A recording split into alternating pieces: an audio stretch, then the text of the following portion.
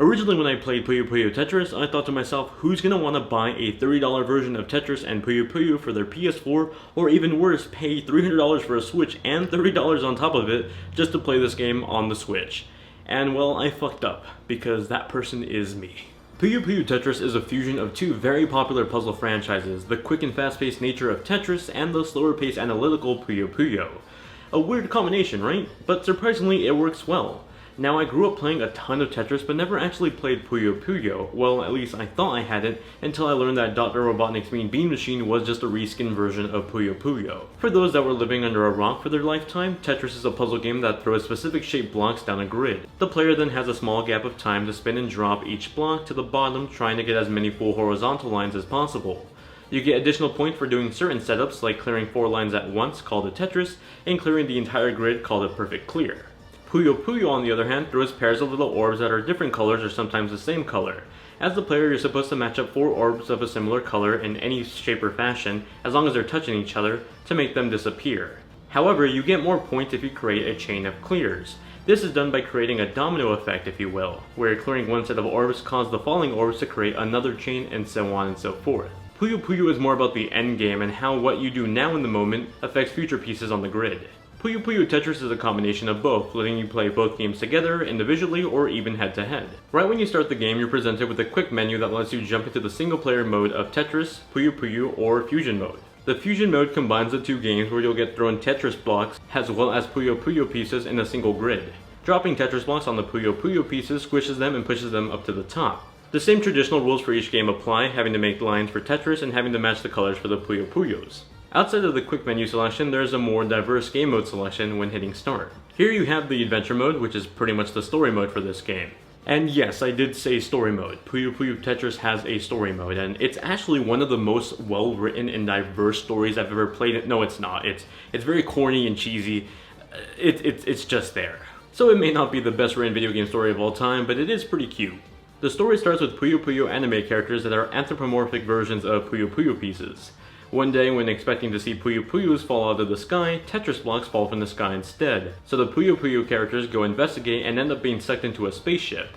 In the spaceship, other anthropomorphic Tetris pieces are just as confused, and both parties try to investigate and get to the bottom of things. The dialogue between characters is really cheesy, and it really is just there to give a reason as to why the two franchises are coming together. For those of you not interested in the story, you can just skip the dialogue and jump into the matches between the characters. The solo arcade mode is a collection of different single-player game modes against the CPU. Versus lets you play head-to-head with a computer in either Puyo Puyo or Tetris. Fusion is the game mode I mentioned earlier that combines the two games into one single grid, but this time against an enemy AI.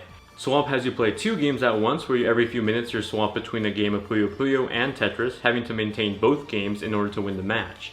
Party mode throws items into the mix and is a game of the highest score rather than just staying alive. The Big Bang mode gives you preset puzzles and it's your job to finish them faster than the computer.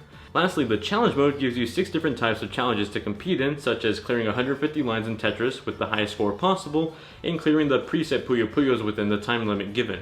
It's a great game mode for those experienced players that are picking up this game. I consider myself more of a casual player, so I found myself playing versus mode and swap modes the most. I thought the fast reaction based approach to the swap mode kept me the most engaged, and that's what kept me coming back for more single player mode on top of just straight up versus. However, you can play all of these game modes except for the challenge mode with a friend in the multiplayer arcade mode.